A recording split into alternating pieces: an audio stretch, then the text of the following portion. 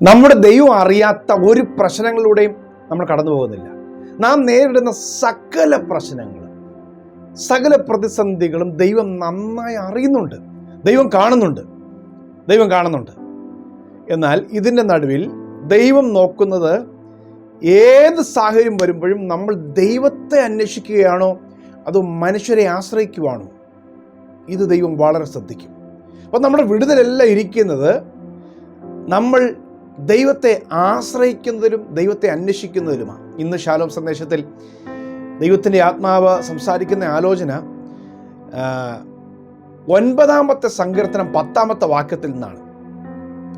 നിന്റെ നാമത്തെ ആശ്രയിക്കുന്നവരെ നീ അറിയുന്നു. യഹോവേ, നിന്നെ അന്വേഷിക്കുന്നവരെ നീ ഉപേക്ഷിക്കുന്നില്ലല്ലോ. നിന്റെ നാമത്തെ അറിയുന്നവർ നിന്നിൽ ആശ്രയിക്കും. നിന്റെ നാമത്തെ അറിയുന്നവർ നിന്നിൽ ആശ്രയിക്കും. യഹോവേ, നിന്നെ അന്വേഷിക്കുന്നവരെ നീ ഉപേക്ഷിക്കുന്നില്ലല്ലോ. ഇന്ന് കർത്താവ് നിങ്ങളോട് ഉറപ്പായി പറയുക, ദൈവത്തെ അന്വേഷിക്കുക. ഒരിക്കലും അവൻ നിങ്ങളെ ഉപേക്ഷിക്കുകയില്ല, ഒരിക്കലും ഉപേക്ഷിക്കുകയില്ല. ഹല്ലേലൂയ. ആരൊക്കെ പരിഹസിക്കട്ടെ, ആരൊക്കെ കുറ്റം പറയട്ടെ,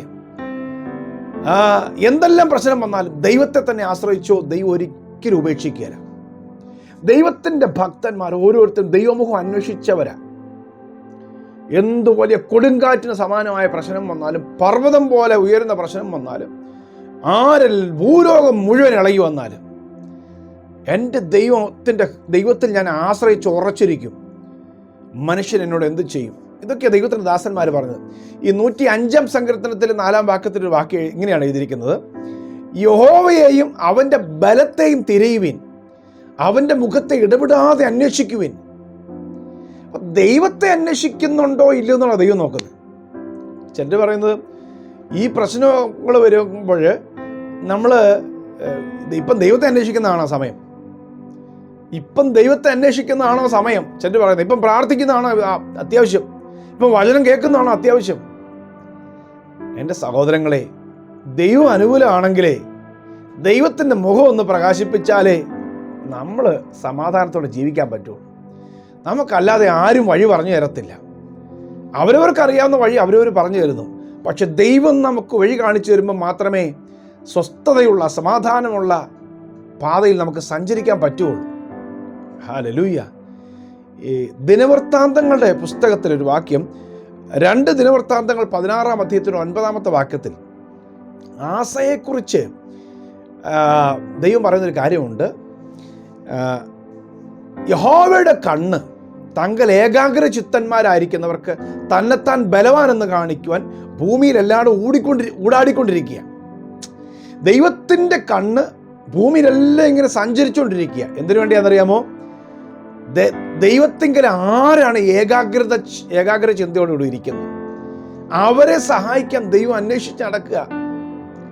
ഇന്ന് നിങ്ങൾ ദൈവമുഖം അന്വേഷിക്കുന്നെങ്കിൽ, ഇന്ന് ഈ സന്ദേശം കേൾക്കുമ്പോഴും, ഓരോ ദിവസവും നിങ്ങൾ ഈ ടെലിവിഷൻ എടുത്തോ അല്ലെങ്കിൽ ഫോൺ എടുത്തോ യൂട്യൂബ് തുറന്നോ പ്രസംഗം നിങ്ങൾ കേൾക്കുമ്പോൾ ദൈവത്തിൻ്റെ ശബ്ദം കേൾക്കാനാണ് നിങ്ങൾ ആഗ്രഹിക്കുന്നത്, ദൈവത്തിൻ്റെ മുഖത്തേക്കാണ് നമ്മൾ നോക്കുന്നത്. അങ്ങനെയാണെങ്കിൽ നമ്മുടെ വിഷയത്തിനൊരു പരിഹാരം ദൈവം തന്നെ കരുതി വെച്ചിട്ടുണ്ട്.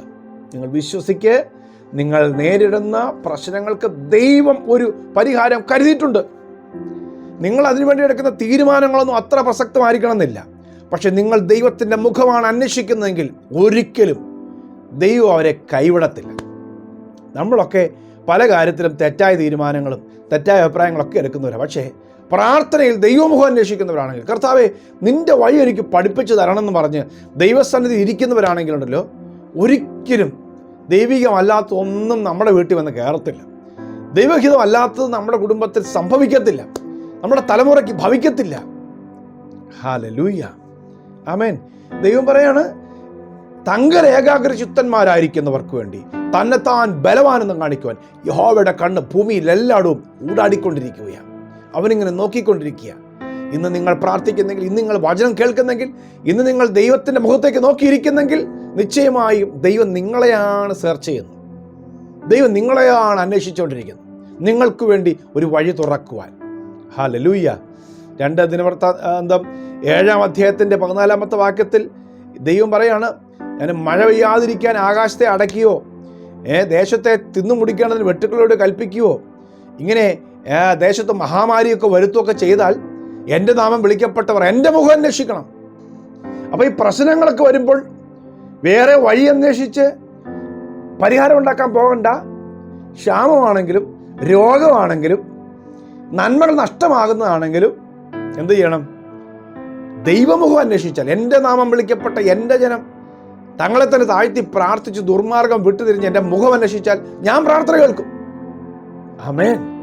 അപ്പം നിങ്ങൾ ഇന്ന് കടന്നു പോകുന്ന ശൂന്യതകൾ, ഇന്ന് കടന്നു പോകുന്ന ഞെരുക്കങ്ങൾ, ഇന്ന് കടന്നു പോകുന്ന രോഗങ്ങൾ ദൈവം അറിയാത്തവയല്ല, ദൈവം അറിഞ്ഞിട്ടാണ് വരുന്നതെങ്കിൽ ദൈവത്തിൻ്റെ സന്നിധിയിൽ തന്നെ മുട്ടുമടക്കണം, ദൈവസന്നിധിയിൽ തന്നെ ഏൽപ്പിച്ചു കൊടുക്കണം. ദൈവത്തിന് നിങ്ങളെ വിടുവിക്കുവാൻ കഴിയും. ആമേൻ. ഞാൻ ഉറപ്പായി പറയാം, ദൈവത്തിന് അസാധ്യമായത് ഒന്നുമില്ല. യഹോവയ്ക്ക് കഴിയാത്ത ഒരു കാര്യമില്ല. എന്നെ കേൾക്കുന്ന ചില പ്രിയപ്പെട്ടവർ വളരെയധികം സാമ്പത്തിക കടഭാരത്തിൽ ഞെരുങ്ങുന്നവരുണ്ട്. വാടക കൊടുക്കാൻ ബുദ്ധിമുട്ടുന്നവരുണ്ട്.